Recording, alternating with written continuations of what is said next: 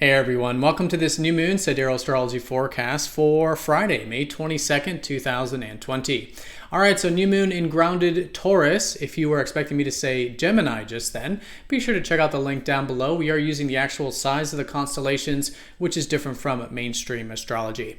So time of new beginnings for this next lunar month in grounded and resourceful Taurus. Good time of cultivating our inner and outer resources, cultivating maybe more abundance, nature, beauty, aesthetics, more of the grounding and natural elements of life, and drawing upon our inner resources is a great way of working with this new lunar month. Now we do have a square up to Mars with the new moon, so good to find balance with our assertive side. We do have trines up to the collective energy that we've had. This year's been very transformative, so some harmony coming in with some of the collective things that have been going on.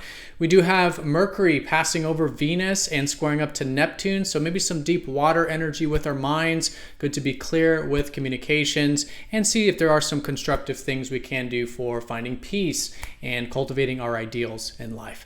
All right, so let's take a look at all of this here in more detail when we return.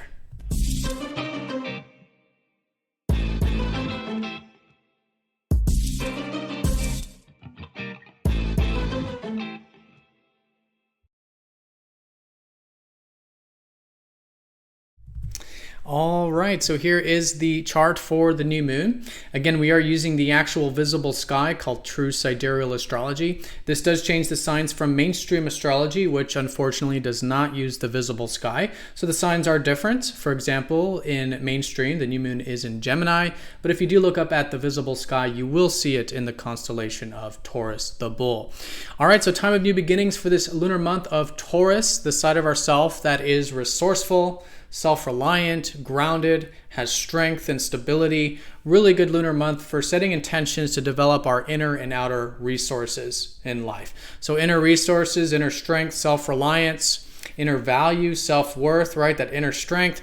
And then externally, cultivating things like maybe material security, or the comforts of life, or connecting to nature, beauty, aesthetics, food, cooking, right? Getting into the natural energies of life and creating more of that abundance with the natural world is a great way of working with this next lunar month. Now, this new moon is going to be squaring up to Mars, so there is a bit of a challenge with it in the sense that there can be maybe some over or under extremes with the more assertive or driven side of ourselves.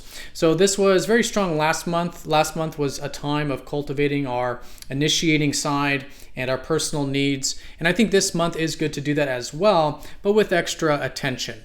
If there's too much of those personal needs, desires, ego kind of energy, good to be aware of that, bring conscious attention to it, practice non-attachment to things that we might be, very strongly attached to. That can help the Mars energy flow a little bit more naturally.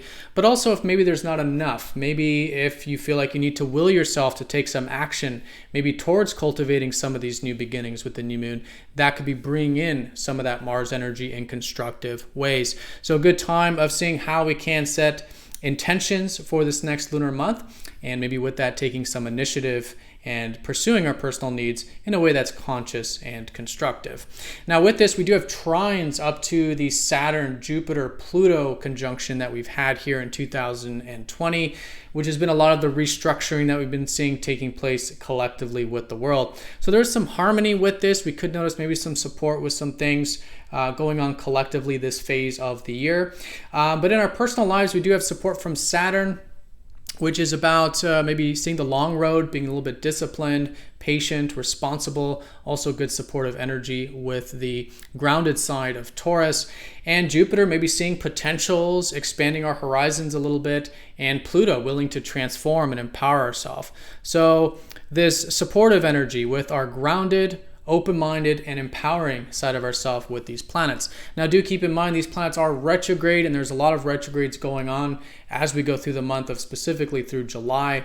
So in this case, just good to be reworking and rethinking things while we do start this new beginning, especially because Venus is retrograde and Venus does rule Taurus. So it's placing an extra emphasis on the fact that this new lunar month could be good for things like experimentation, trying new things, and just being flexible in the process, right? Because things often change during retrogrades.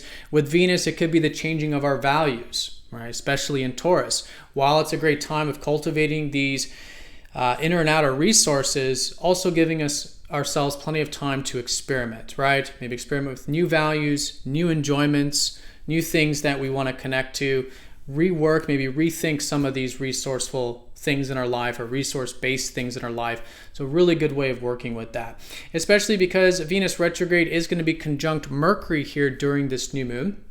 And so this can give us a lot of thinking and seeing and maybe sometimes understanding about what our values are. Now, again, our values are still changing, so it's not all set and done yet, but maybe some insights coming out of this new moon in regards to what we enjoy, what we find valuable, and sometimes with Venus, the relational side of things. Maybe being a bit receptive with our communications, a little bit open-minded, a bit of that beauty of Venus coming through with our thoughts and communications with this conjunction.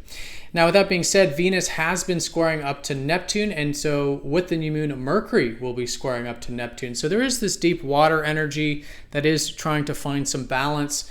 Especially as we approach the new moon, we still are in the ending phase of the previous lunar month. So the new moon is the lowest energy phase of the cycle. It's important to note that.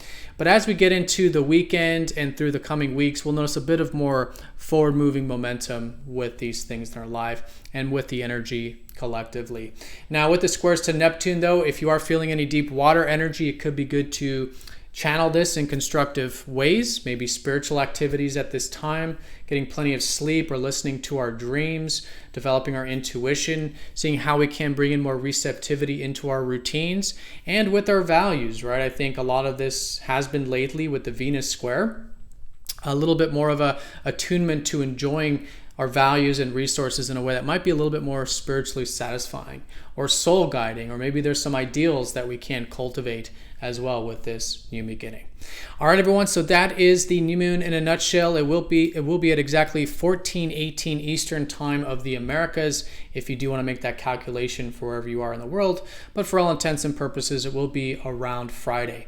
Again, as we approach Friday, letting the energies die down from the previous cycle, maybe completing things, finalizing things, and then slowly as we get into the weekend and onwards, we may start to notice some of these new beginnings starting to emerge, and maybe a good time of setting these intentions with this new lunar month. All right, and here's all the aspects for those of you who do want to see, but again, all pretty much concentrated around Friday's new moon. All right, everyone, so that's the new moon in a nutshell. Most important thing is a great time of cultivating our inner and outer resources of Taurus the bull, the side of ourself that is strong, resourceful, steady, grounded, wants to connect to the beauty, natural elements of life. With this, gives some flexibility. With Venus retrograde, we're still rethinking a lot of our values with Venus retrograde in Taurus. Some squares to Neptune can bring in some deep water energy that we can develop constructively. Mars, healthy balance with our assertive and direct side, and maybe noticing some support from more of the collective things that have been transforming in our either personal life or collectively since particularly January of this year. All right, so everyone have a fantastic new moon. Thank you so much for watching. Be sure to click that like button if you haven't yet. If you're new to the channel, subscribe for more daily videos like this one, and I'll see you all tomorrow for the next daily forecast. Take care.